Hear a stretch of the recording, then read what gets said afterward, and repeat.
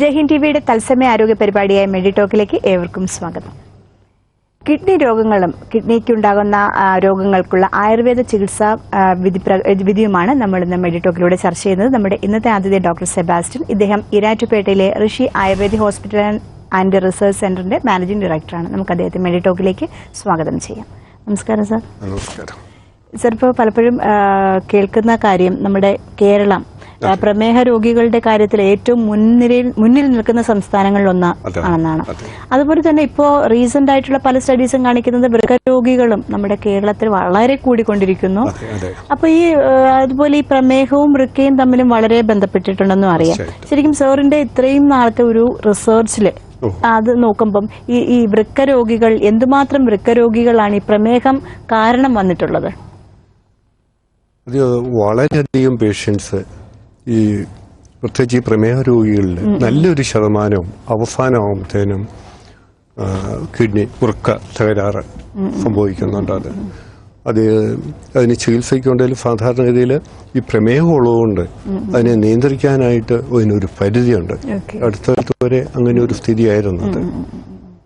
Sir, ഇപ്പോ recent ആയിട്ടാണ് kidney പ്രശ്നങ്ങൾക്കുള്ള പരിഹാരം സാറിന്റെ ഹോസ്പിറ്റൽ തുടങ്ങിയത്. അതിന് മുന്നേ സാർ ഇപ്പം പ്രമേഹ ചികിത്സയിലാണ് ഏറ്റവും കൂടുതൽ ഏറ്റവും പ്രധാനമായിട്ട് റിസർച്ച് ചെയ്യുകയും ധാരാളം പേഷ്യൻസിന് എനിക്ക് തോന്നുന്നു 10,000-കണക്കിന് പേഷ്യൻസിനെ സുഖമാക്കുകയും അങ്ങനെ നമ്മുടെ ഹോസ്പിറ്റൽ ചെയ്തുകൊണ്ടിരിക്കുന്നത്.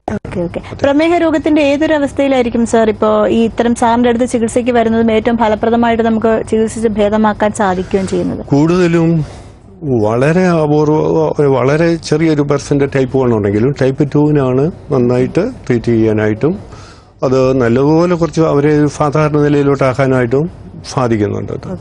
അത് പറ്റില്ല എന്ന് പറയുന്നത് വളരെ കുറവായിട്ടാണ്.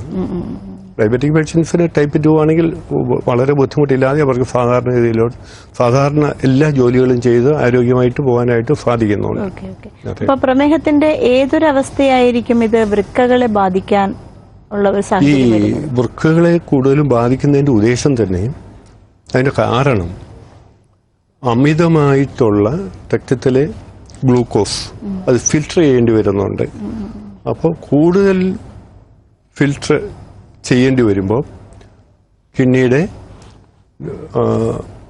നെഫ്രോണിന്റെ പല ഭാഗങ്ങളിൽ അത് ഡാമേജ് ആകാനായിട്ട് വരുവാണ്. അങ്ങനെ നെഫ്രോൺ എന്ന് പറഞ്ഞാൽ നമ്മുടെ കിഡ്നിയുടെ ഉള്ളിലുള്ള അരിപ്പയാണ്, അത് നശിച്ചു പോവുകയാണ് ചെയ്യുന്നത്.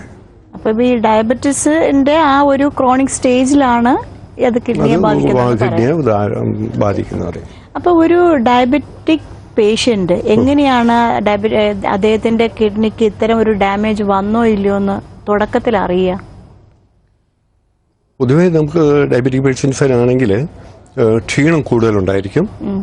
പിന്നെ രണ്ടാമത് ജോയിന്റ്സ് പെയിൻ കൂടുതലുണ്ടാവും.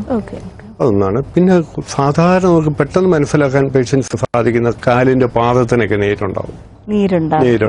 നമ്മൾ സാധാരണ ലോങ് ജേർണി ബസ്സിലോ കാറിലൊക്കെ പോയാലും ട്രെയിൻ യാത്ര ചെയ്താലും ഒക്കെ കുറച്ച് ദീർഘമായിട്ട് യാത്ര ചെയ്ത് കഴിഞ്ഞാൽ കാല് താത്തിട്ടിരിക്കുമ്പോൾ ഒന്ന് വൈകിട്ട് വരുമ്പോഴത്തേനും നീര് സ്വാഭാവികമായിട്ടുണ്ടാവും. എന്നാൽ അത് പിറ്റേ ദിവസം രാവിലെ വരുമ്പോൾ ആ നീര് മാറും. എന്നാൽ ഡയബറ്റിക് പേഷ്യൻസിന് ആ നീര് കുറയാതെ ഇരിക്കും. ഇതൊരു വളരെ പ്രധാനപ്പെട്ട ഒരു ലക്ഷണമാണ്. ഇത് കഴിഞ്ഞാൽ പിന്നെ നമ്മളിപ്പോൾ സാധാരണഗതി ശ്രദ്ധിക്കുന്നത് ഈ കാലിന്റെ പാദത്തിന്റെ നീര് മാറി ബാക്കി അത് കൂടാതെ ശരീരത്തിന്റെ എല്ലാ ഭാഗങ്ങളിലും നീര് വരുന്ന ഒരു സ്ഥിതിയിലോട്ട് വരും. ഇപ്പോഴാണ് കൂടുതൽ രോഗികൾ കൂടുതൽ ശ്രദ്ധിക്കുകയും നെഫ്രോളജിസ്റ്റിനെ പോയി കാണുകയും അല്ലെങ്കിൽ ഡോക്ടേഴ്സിനെ പോയി അഡ്വൈസ് ചോദിക്കുകയൊക്കെ ചെയ്യുന്ന അവസ്ഥയുണ്ട്. അപ്പൊ ശരിക്കും ഇത്തരത്തിൽ നമ്മുടെ ശരീരത്തിൽ നീര് വരാനുള്ളൊരു കാരണം എന്തായിരിക്കും? അത് ഫിൽട്ടർ ചെയ്ത് പോകാൻ പറ്റാതെ വരുന്നു. കിഡ്നിക്ക് അത് ഈ വേസ്റ്റ് തള്ളിക്കളയാൻ പറ്റാതെ വരുന്ന സമയത്ത് ഒരു നിശ്ചിത നമ്മൾ ഉള്ളിലേക്ക് കുടിക്കുന്നതും പാനീയങ്ങളും അല്ലെങ്കിൽ കഴിക്കുന്ന ഭക്ഷണത്തിന്റെ വെള്ളമായിട്ട് തിരിച്ച് അതിന്റെ വേസ്റ്റ് നമ്മൾ യൂറിനായിട്ട് പുറത്തേക്ക് കളയാണ് ചെയ്യുന്നത്. അത് കളയാൻ പറ്റാതെ ഒരു സ്റ്റേജ് വന്നു കഴിയുമ്പോൾ അത് ശരീരത്തിൽ തന്നെ കെട്ടി നിന്നിട്ട് അത് നീരായിട്ട് ഉണ്ടാവും, ബൾജ് ചെയ്ത് വരുവാണ്. അതിനാണ് നമ്മൾ സ്വെല്ലിംഗ് സാധാരണ പറയുന്നത്. അപ്പൊ ശരിക്കും അത് അവരുടെ ശരീരത്തിലെ വേസ്റ്റ് ആണ് ഈ നീരിന്റെ അല്ലാതെ മൂത്രം പോവാത്തൊരവസ്ഥയല്ലല്ലോ. ആ വേസ്റ്റ് മൂത്രം പോകാതെ വരുന്ന അവസ്ഥ വരുമ്പോഴാണല്ലോ മൂത്രത്തിന്റെ അളവിലും വളരെയധികം കുറവ് വരും. അതുപോലെ തന്നെ അപ്പൊ അങ്ങനെ ആവശ്യമില്ലാതെ വേസ്റ്റും ബോഡിയിൽ നിന്ന് പോകുന്നില്ല. ഫിൽട്ടർ ചെയ്യേണ്ടതൊന്നും ഫിൽട്ടർ ചെയ്യാൻ സാധിക്കാതെ വരുമ്പോഴത്തേനും ആ വേസ്റ്റ് എല്ലാം കൂടെ വന്നടിഞ്ഞാണ് നമുക്കിതിന് നീരുണ്ടോ അതിന്റെ ആ ലക്ഷണം കാണിക്കുന്നത്. സാർ, ഇപ്പൊ ഈ ഒരു പ്രമേഹ രോഗികളെ സംബന്ധിച്ചിടത്തോളം ഒരു ലക്ഷണമായിട്ട് പറയുന്നത് അടിക്കടി മൂത്രമൊഴിക്കുകയാണ്. കൂടുതൽ സാധാരണ നോർമൽ ആൾക്കാരാണ് കൂടുതലായിട്ട് മൂത്രമൊഴിക്കുന്നത്. അപ്പൊ അതിനൊരു കാരണം അപ്പൊ എന്തായിരിക്കും സാർ?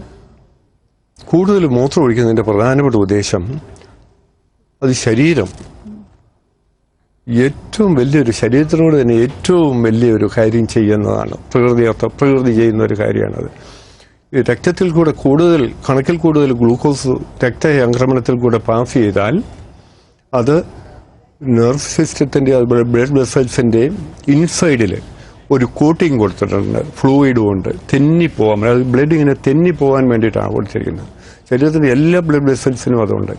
അപ്പോൾ ഈ കണക്കിൽ കൂടുതൽ ഗ്ലൂക്കോസ് ഇങ്ങനെ പോയി കഴിയുമ്പോൾ അത് ആ ഫ്ലൂയിഡിനെ ഇല്ലെന്നാക്കും. ആ ഫ്ലൂയിഡ് നമുക്കറിയാം നമുക്ക് ഫർണിച്ചറിനൊക്കെ മുകളിലൊരു പോളിഷ് ചെയ്ത് കഴിയുമ്പോൾ സംഭവിക്കുന്ന പോലെ ആ പോളിഷ് അങ്ങ് പോകും. ആ പോളിഷ് പോയി കഴിഞ്ഞാൽ അതിന്റെ സെല്ലുകളെ അത് ബാധിക്കും. ആ സെല്ലുകളെ ബാധിച്ചു കഴിഞ്ഞാൽ അത് ന്യൂറോപ്പതിയ, അതുപോലെ തന്നെ പല ഈ ബ്ലഡ് വെസൽസിന്റെ ഭിത്തികളിൽ പല ഡിപ്പോസിറ്റുകൾ വന്നടിയും. ഹാർട്ടിന്റെ വാൽവിന് അതുപോലെ അങ്ങോട്ടുള്ള കൊഴുകൾക്കെല്ലാം ഇത് സംഭവിക്കും. വേറെ പലതരത്തിലുള്ള ബ്ലോക്ക് വന്നിട്ട് കുഴപ്പങ്ങളോ ഇതാണ് സാധാരണഗതി സംഭവിക്കുന്നത്. ഇത് സംഭവിക്കാതിരിക്കാൻ വേണ്ടിയിട്ട് ഈ കണക്കിൽ കൂടുതലുള്ള ഗ്ലൂക്കോസിനെ പുറന്തള്ളിക്കളയാനായിട്ട് ശരീരത്തിന് ഒരു മാർഗ്ഗമേ ഉള്ളൂ, അത് ഈ യൂറിൻ വഴിയാണ് കളയുന്നത്. ശരീരത്തിന് ഏറ്റവും വലിയൊരു സംരക്ഷണമാണ് കൊടുക്കുന്നത്. നമുക്ക് അതിലേക്ക് ഒരു കോളർ വെയിറ്റ് ചെയ്യുന്നുണ്ട്. നമസ്കാരം, മെഡി ടോക്കിലേക്ക് സ്വാഗതം. ആരാണ്? ഇത് പൊന്നുമത്തുനിന്ന് മോഹനാണ്. ഓക്കെ, സാറിനോട് സംസാരിച്ചോളൂ. എന്താണ് മോഹനൻ? ഡോക്ടർ നമസ്തേ. നമസ്തേ. ഞാൻ ഷുഗറിന് ഗുളികയെല്ലാം മേടിച്ചായിരുന്നു, പൊടിയെല്ലാം മേടിച്ചു. ഷുഗറെല്ലാം കുറവുണ്ട് ഇപ്പോ. അത് എവിടുന്നാണ്? നമ്മള് ഋഷിയിലെ ചികിത്സയിലിരിക്കുന്നയാളാണ്. അതെ അതെ അതെ. അപ്പൊ എന്തിനായിരുന്നു അത്? പ്രമേഹത്തിനാണോ? ആദ്യം ഷുഗർ ഉണ്ടായിരുന്നു, അത് കഴിഞ്ഞ് കിഡ്നിക്ക് ട്രീറ്റ്മെന്റ് നടത്തിയായിരുന്നു. കിഡ്നിക്ക് ക്രിയാറ്റിൻ 3 ആയിരുന്നു ചികിത്സ തുടങ്ങുമ്പോ. അത് എത്ര നാളായി ട്രീറ്റ്മെന്റ് തുടങ്ങിയിട്ട്? അതിപ്പോ ഒരു 4-5 മാസമായി. 4-5 മാസമായിട്ട് ഋഷിയിലെ ട്രീറ്റ്മെന്റ് ആയിരുന്നു പ്രമേഹത്തിന്? അതെ, ഋഷിയിലെ ട്രീറ്റ്മെന്റ് ആയിരുന്നു. ക്രിയാറ്റിൻ വന്നപ്പോ എത്ര ഉണ്ടായിരുന്നു? ക്രിയാറ്റിൻ 3 ഉണ്ടായിരുന്നു. 3 ഉണ്ടായിരുന്നു. അത് കഴിഞ്ഞ് കഷായം അതിന്റെ ഗുളിക എല്ലാം കൂടെ കഴിഞ്ഞപ്പോ അത് ക്രമേണ കുറഞ്ഞ 2.4 ആയി. അത് കഴിഞ്ഞ് പിന്നെ 2.1 ആയി. ഇപ്പോഴെത്രയുണ്ട്? അത് കഴിഞ്ഞ് 1.9 ആയിട്ട് ഇപ്പൊ 1.7 നിൽക്കുന്നു. വന്നപ്പോ നോർമൽ എന്ന് പറയുന്നത് മാക്സിമം 1.4 ആണ്. അപ്പൊ 1.7 ആയിട്ടുണ്ടെങ്കിൽ ഇനിയിപ്പോ 3ന്റെ കൂടെ വ്യത്യാസമുള്ളൂ അല്ലേ? അത്രേ ഉള്ളൂ. ഇപ്പൊ ഈ പ്രമേഹം എങ്ങനെയുണ്ട് ട്രീറ്റ്മെന്റ്? എനിക്ക് ഫാസ്റ്റിംഗ് 102 ഉള്ളൂ. 102 ഉള്ളൂ. എത്ര മാസം കൊണ്ട്? 5 മാസത്തെ ട്രീറ്റ്മെന്റ് കൊണ്ടാണോ അത്? 5 മാസത്തെ ട്രീറ്റ്മെന്റ് കൊണ്ടാണ്. ഇത് പ്രമേഹം തുടങ്ങിയിട്ട് എത്ര വർഷമായിരുന്നു മോഹനൻ? തുടങ്ങിയിട്ട് 26 വർഷമായി. 26 വർഷമായി. ഇൻസുലിൻ എടുക്കുന്നുണ്ടായിരുന്നു? 26 വർഷമായിട്ട് ഇത് ഗുളികയും ലാസ്റ്റ് ഇപ്പൊ ഒരു 4-5 വർഷമായിട്ട് ഇൻസുലിൻ എടുക്കുമായിരുന്നു. അതെന്തേലും അളവ്? 40 വൈകിട്ട് 30. അപ്പൊ 70 എടുക്കുന്നുണ്ടായിരുന്നു. ഇപ്പൊ എന്തെങ്കിലും ഇൻസുലിനോ അല്ലെങ്കിൽ ഇൻസുലിൻ ചേർന്ന ടാബ്ലറ്റോ അലോപ്പതി മരുന്ന് എന്തെങ്കിലും കഴിക്കേണ്ടി വരുന്നുണ്ടോ? ടാബ്ലറ്റ്സ് എല്ലാം മുഴുവൻ നിർത്തി. മാത്രമേ ഒരു 5 പോയിന്റ് എടുക്കുന്നുണ്ട്. അതും നിർത്താവല്ലോ, കാരണം 102 ആയില്ലേ? അതും നിർത്താം. അപ്പൊ ഈ കിഡ്നിയുടെ ട്രീറ്റ്മെന്റ് തുടങ്ങിയിട്ട് എത്ര മാസമായി? ട്രീറ്റ്മെന്റ് 4 മാസം കഴിഞ്ഞു. കിഡ്നിയുടെ ട്രീറ്റ്മെന്റ് തുടങ്ങിയിട്ട് അപ്പൊ ഇത്ര പെട്ടെന്ന് തന്നെ എത്ര വ്യത്യാസം വന്നു അല്ലേ? വ്യത്യാസം വന്നു. ഡയാലിസിന്റെ ഒന്നും ആവശ്യം വന്നില്ല? ആവശ്യം വന്നില്ല. ആ സമയത്താണ് ഡോക്ടറെ കണ്ടുമുട്ടുന്നത്, ഇതെല്ലാം പറഞ്ഞത്. ഭാഗ്യമായി പോയി. ഹോസ്പിറ്റലിൽ കിടന്നുള്ള ട്രീറ്റ്മെന്റ് ആയിരുന്നു അല്ലേ? കിടന്ന 20 ദിവസം കിടന്ന ട്രീറ്റ്മെന്റ് ചെയ്ത. അത് ശരി. അതോടുകൂടി എല്ലാത്തിനും വ്യത്യാസം വന്നു. കിടന്നോടുകൂടി എന്റെ വെയിറ്റും എല്ലാം കുറഞ്ഞ് നോർമലായി. ഈ കിഡ്നിയുടെ ഈ കിഡ്നിയുടെ കൂടെ ഉള്ളൂ നോർമലാ. അതിപ്പോ 0.3 കൂടെ അല്ലേ ഉള്ളൂ. അത് വളരെ നിസ്സാരമായിട്ട് 1-2 ആഴ്ച കൊണ്ട് തന്നെ ആകാനുള്ളതുള്ളൂ. ഒരിക്കലും മോഹനം വിളിച്ചു പറഞ്ഞു നല്ല. കാരണം ഡയബറ്റിക്കിന് ചികിത്സ വളരെ കുറവാണ്, പൂർണ്ണമായിട്ട് സുഖപ്പെടുത്തുക എന്നുള്ളത്. അത് കൂടാതെ കിഡ്നിക്കും കൂടെ ഉണ്ട്. ഞങ്ങളിപ്പോ കിഡ്നിക്കുള്ള ട്രീറ്റ്മെന്റ് തുടങ്ങിയിട്ട് തന്നെ കിഡ്നിയുടെ ഇത്രയും കുറഞ്ഞ തന്നെ ഒരു ഭാഗ്യമായിട്ട് കരുതുവാണ് അല്ലേ? ജോലിയൊക്കെ ചെയ്യാൻ ബുദ്ധിമുട്ടുണ്ടോ ഇപ്പൊ? ഇപ്പൊ എല്ലാം ക്ഷീണം എല്ലാം മാറി, ഒരു 90% ക്ഷീണം മാറി. ജോലി ചെയ്യാൻ ബുദ്ധിമുട്ടില്ല ഇപ്പൊ എല്ലാം നല്ല, ഇപ്പൊ എല്ലാ കാര്യത്തിനും ചെയ്യാനുള്ള ഒരു ഉന്മേഷം എല്ലാം ഉണ്ട്. മുമ്പ് കാലത്ത് 9 മണിക്ക് തന്നെ ഉറക്കമൊക്കെ ആയിരുന്നു എനിക്ക്. അത് ശരി. ഇപ്പൊ ഉറക്കമൊന്നുമില്ല? ഇപ്പൊ ഉറക്കമൊന്നുമില്ല. ഉച്ചയ്ക്ക് ചോറുണ്ടാ തന്നെ ഉറങ്ങണം തോന്നുന്നില്ല. അത് ശരി. എല്ലാം നന്നായി. ഒരു 90 ഡോക്ടറെ കണ്ടതിന് വളരെ സന്തോഷം. ആയിക്കോട്ടെ. ഇപ്പൊ ഈ TV കണ്ടതുകൊണ്ട് ഇങ്ങനെ വിളിച്ചായിരിക്കും അല്ലേ? അതെ അതെ. ആയിക്കോട്ടെ മോഹന. ഓക്കെ മോഹൻ, എന്തായാലും സാറിന്റെ നമുക്ക് ഈ ടോപ്പിക്കിന് വളരെ നല്ലൊരു എൻകറേജ്മെന്റ് ആയിരുന്നു അല്ലേ? ചെറിയൊരു ബ്രേക്ക് എടുക്കാം, അതിനുശേഷം നമുക്ക് മടങ്ങി വരാം. വെടിയിട്ടൊക്കെ ഒരു ചെറിയ ബ്രേക്കിന് ശേഷം.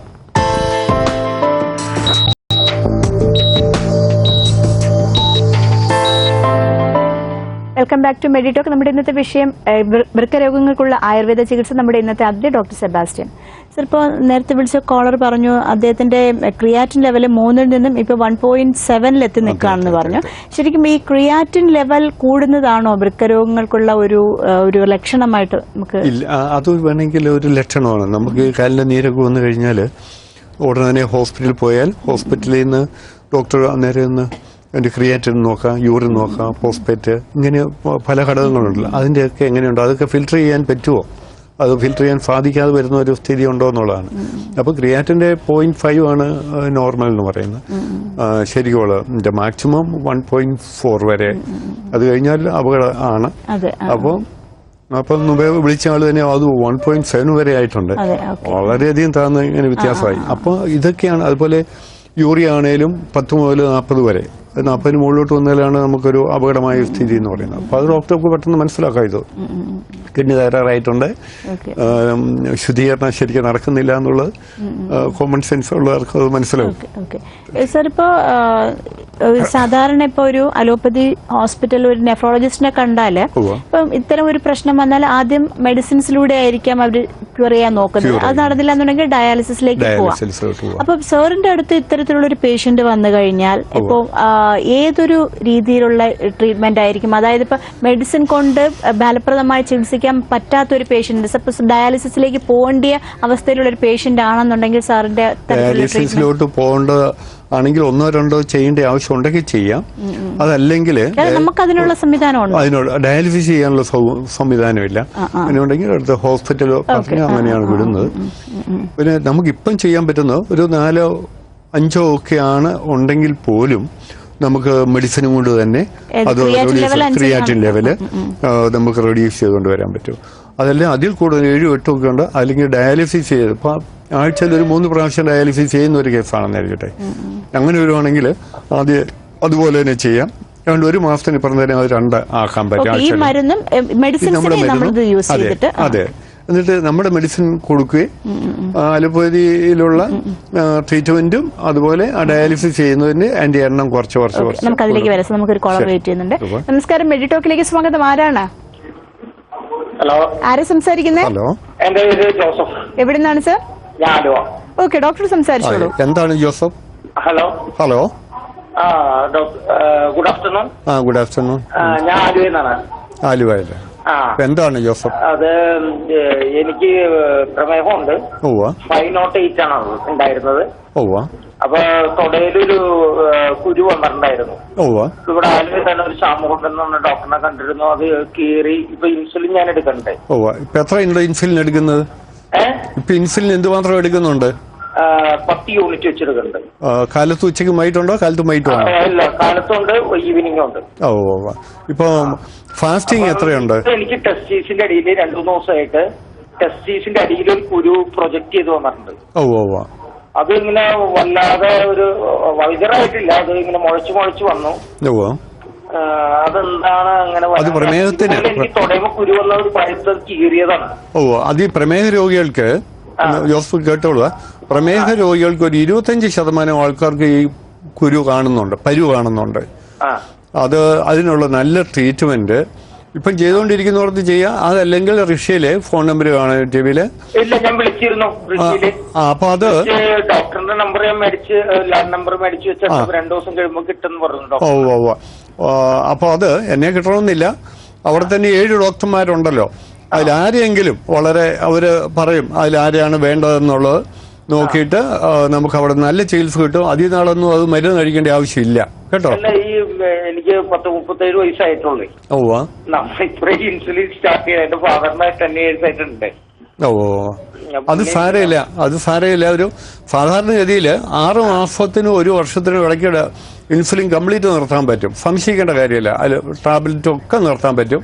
ചിലപ്പോ അതൊരു 3-4 മാസം കൊണ്ട് തന്നെ അതിന്റെ ആവശ്യമില്ല. അത് വേണ്ട, അത് ഓപ്ഷൻ ചെയ്യേണ്ട കാര്യമില്ല. അല്ലാതെ തന്നെ മെഡിസിനും കൂടെ അത് വളരെ പെട്ടെന്ന് തന്നെ കുറഞ്ഞോളൂ. ജോസഫ്, കൂടുതൽ ഡൗട്ട്സ് ഉണ്ടെങ്കിൽ സാറിന് ഡയറക്റ്റ് വിളിച്ചോളൂ. സമയമില്ലോ, കുറച്ച് സമയമല്ലേ ഉള്ളൂ. Thanks for calling. സർ, ഇപ്പോ ഇദ്ദേഹം പറഞ്ഞു ഇദ്ദേഹത്തിന് ഡയബറ്റീസിന്റെ ആഫ്റ്റർ എഫക്ട് ആണ്. സർ, ഇപ്പോ ഇത്തരം ഡയബറ്റീസ് ആണെങ്കിൽ അതിനുള്ള മെഡിസിൻസ് എന്തൊക്കെയായിരിക്കും? ഏത് ഈ ഡയബറ്റിക്കിന് വേണ്ടിയിട്ട് നമ്മൾ റിഷീൽ ചെയ്യുന്നത് ആയുർവേദമാണ്.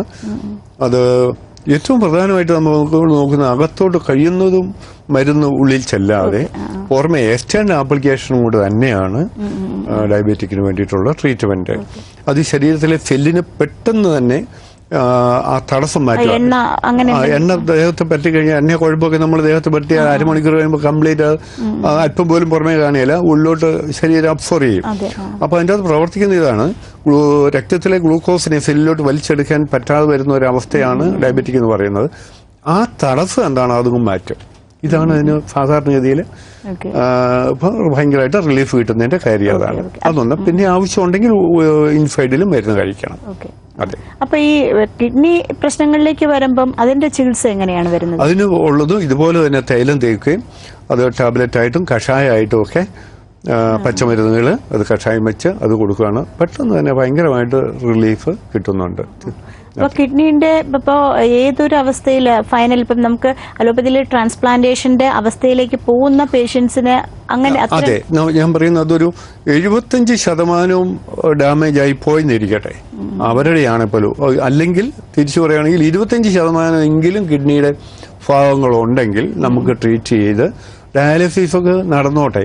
അതിൻ്റെ ഇടയ്ക്ക് അത് ഡയാലിസിസ് വളരെയധികം കുറച്ച് കൊണ്ടുവരാം. പിന്നെ ഒട്ടും ഇല്ലാതെ സാധാരണ രീതിയിലോട്ടാക്കാനായിട്ട് സാധിക്കുന്നുള്ളതിന് സംശയിക്കുന്നത്. അവരുടെ മെഡിസിൻസ് അലോപ്പതി മെഡിസിൻസിന്റെ കൂട്ടത്തിലും ഒരു കുഴപ്പമില്ല. അതിപ്പം നമ്മൾ ആദ്യമാണെങ്കിലും പ്രമേഹ രോഗികൾക്കാണെങ്കിലും ഇൻസുലിൻ കൊടുത്തുകൊണ്ടിരിക്കുന്നത് അത് ഗ്രാജുവലി കുറച്ചാൽ മതി എന്നാണ് പറയുന്നത്.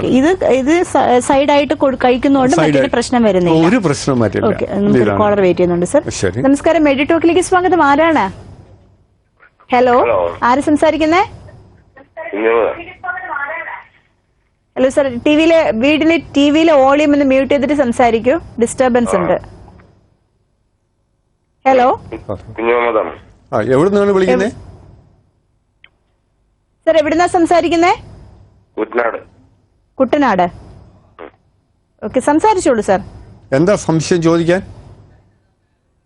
സർ, ടിവിയിലെ വോളിയം മ്യൂട്ട് ചെയ്തില്ലെങ്കിൽ സംസാരിക്കാൻ പറ്റില്ല സർ. Hello doctor. അതെ, എന്താ പേരെന്താണ്?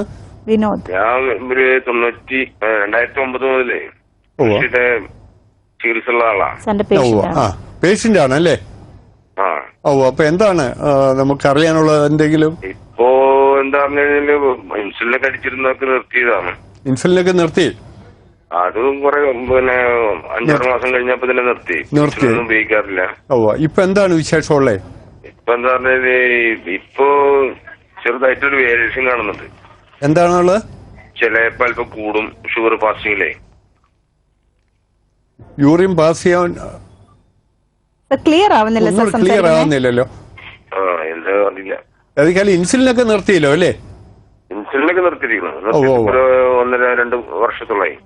ഇപ്പൊ നമുക്ക് ഋഷിയുടെ മരുന്ന് ഉപയോഗിക്കുന്നുണ്ടോ? ഇപ്പം ഇപ്പൊ ഉപയോഗിക്കാൻ മറ്റേ ക്യൂറബെറ്റിസ് പൗഡർ ഉപയോഗിക്കുന്നുണ്ട്, തൈലം ഉപയോഗിക്കുന്നുണ്ട്. ശരി. ഇപ്പൊ ആരോഗ്യം എങ്ങനെയുണ്ട്? ഇപ്പൊ വലിയ കുഴപ്പമില്ല. പേശിവേദനയൊക്കെ ഉണ്ട്. പേശിവേദനയുണ്ട് അല്ലേ? അപ്പൊ അവിടെ ഒരു കാര്യം ചെയ്യണം, പ്രത്യേകിച്ച് അവിടുത്തെ ഏതെങ്കിലും ഡോക്ടറെ ഒന്ന് ഫോൺ ചെയ്ത് കാര്യങ്ങൾ പറഞ്ഞ് നേരിട്ട് സംസാരിക്കണം കേട്ടോ.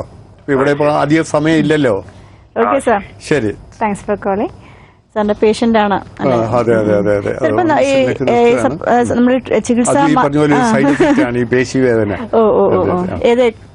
ഡയബറ്റീസ് അപ്പൊ നമ്മൾ സംസാരിച്ചുകൊണ്ടിരുന്നതിന്റെ ചികിത്സയെ കുറിച്ചിട്ടായിരുന്നു. അപ്പൊ സാർ ഇപ്പം പറഞ്ഞു 7 ഡോക്ടേഴ്സ് ഉണ്ട്. എന്താണ് ആ ഒരു ഏത് തരത്തിലുള്ള ഒരു ചികിത്സയാണ് നമ്മുടെ റഷ്യയിൽ കൊടുക്കുന്നത്? ചികിത്സ എന്ന് പറഞ്ഞു കഴിഞ്ഞാല് നമുക്ക് ആവശ്യമുണ്ടെങ്കിൽ തൈലം തേച്ച് ചെയ്യുന്ന ഒന്നുണ്ട്. ഈ ഡോക്ടേഴ്സ് എല്ലാ പേരും കൂടി ചേർന്നിട്ടുള്ള അതുകൊണ്ട് ഓരോരുത്തർക്കും ഓരോ ഭാഗങ്ങളായിരിക്കും. ഇപ്പൊ ഡയബറ്റിക് വന്നിട്ട് പ്രധാനമായിട്ട് ഡയബറ്റിക്കിനാണെങ്കിലും എല്ലാ തരത്തിലുള്ള ട്രീറ്റ്മെന്റുണ്ട്. ഞവരയുണ്ട്, തിരുമ്മ്, പഴയ പാരമ്പര്യമായിട്ടുള്ള അതെല്ലാം ആ ആയുർവേദത്തിന്റെ എല്ലാ രീതിയിലും ചെയ്യുന്നുണ്ട്. ഈ 7 ഡോക്ടേഴ്സിൽ തന്നെ നല്ല റിട്ടയർഡ് ആയിട്ടുള്ളവരുണ്ട്. വളരെ എല്ലാം ആയുർവേദ ഡോക്ടേഴ്സാണ്. നമ്മൾ ഈയിടെയായിട്ട് പിന്നെ ഒരു ഡോക്ടർ 7 പേരിൽ ഒരു ഡോക്ടർ ഹോളിസ്റ്റിക്സിന്റെയും കൂടെയാണ്. അപ്പൊ ഇത് എല്ലാവരും കൂടെ അത് ഓരോരുത്തർക്കും ഓരോ തരത്തിലുള്ളതാണ്.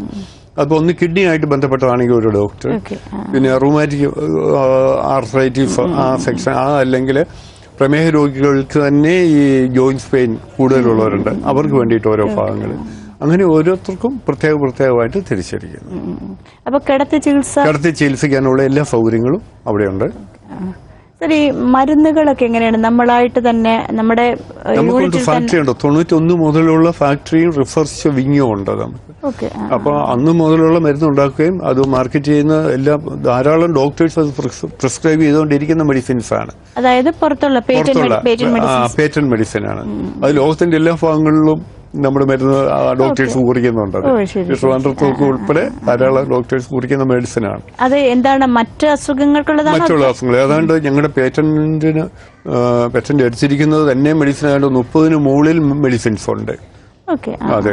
അത്രയും പിന്നെ പേറ്റന്റിന് വേണ്ടിയിട്ട് ശ്രമിച്ചുകൊണ്ടിരിക്കുന്നു പല മരുന്നുകൾക്കും. വളരെ റയറായിട്ടുള്ള കിട്ടിയില്ല എന്ന് പറയുന്ന അല്ലെങ്കിൽ ക്യൂർ ആക്കാൻ പറ്റിയാലെന്ന് പറയുന്ന മരുന്നുകൾക്കാണ് നമ്മൾ റിസർച്ച് ചെയ്യുന്നു, അത് കണ്ടുപിടിക്കും. പ്രത്യേക ഉദാഹരണം ഡയബറ്റിക്, രണ്ടാമത് കിഡ്നി. അപ്പൊ ഇത്തരം പലപ്പോഴും ഈ ഡയബറ്റീസിന്റെയോ അല്ലെങ്കിൽ കിഡ്നി പേഷ്യൻസിന്റെ ഒന്നും നമുക്ക് ഒരിക്കലും ഒരു ഗ്യാരണ്ടീഡ് കൊടുക്കാൻ പറ്റില്ല. ചികിത്സിച്ച് അവരുടെ ലൈഫ് സ്പാൻ കൂട്ടാം എന്നല്ലാണ്ട് ഡയബറ്റീസ് പൂർണ്ണമായിട്ടും ചികിത്സ ഭേദമാക്കാൻ പറ്റുന്ന ഡയബറ്റിക് ഇപ്പൊ തന്നെ അത് പറഞ്ഞില്ലേ, അത് ഡയബറ്റിക് നമുക്ക് നമ്മൾ പറയുന്ന പോലെയാണ് ചെയ്യുന്നതെങ്കിൽ ഏതാണ്ട് 1 വർഷം 1.5 വർഷത്തിനപ്പുറം ഡയബറ്റിക് മരുന്ന് ഉപയോഗിക്കേണ്ട ആവശ്യമില്ല. പൂർണ്ണമായിട്ട് നിർത്താം. അവർക്ക് നന്നായിട്ട് ജോലിയൊക്കെ ചെയ്യാം. സാധാരണ പോലെ ആകാൻ സാധിക്കും. അത് സംശയിക്കേണ്ട കാര്യമില്ല. എനിവേ സാർ, ഇപ്പം വൃക്കരോഗികളുടെ എണ്ണം ഇത്രയും കൂടിയ സ്ഥിതിക്ക് ഇത്തരത്തിൽ സാറിന്റെ പോലുള്ള ഇത്തരം തെറാപ്പികൾ, ഇത്തരം ചികിത്സാ മാർഗങ്ങൾ ഇത്തരം രോഗികൾക്ക് വളരെ വലിയ ഒരു ആശ്വാസം തന്നെയായിരിക്കും. എനിക്ക് നമ്മുടെ ഈ ചുരുങ്ങിയ സമയം കൊണ്ട് നമ്മുടെ പ്രേക്ഷകരിലേക്ക് ഈ ഒരു വലിയ വിവരം എത്തിക്കാൻ സാധിച്ചു. വളരെയധികം നന്ദി സാർ. ഇന്നത്തെ മെഡിടോക്ക് ഇവിടെ പൂർണ്ണമാകുന്നു. ഇനി മറ്റൊരു വിഷയം, മറ്റൊരു അതിഥിയുമായി. നമസ്കാരം.